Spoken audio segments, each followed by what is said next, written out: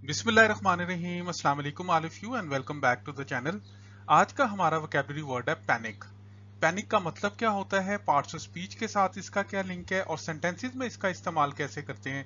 To know about these all things please keep your self stay tune with the video.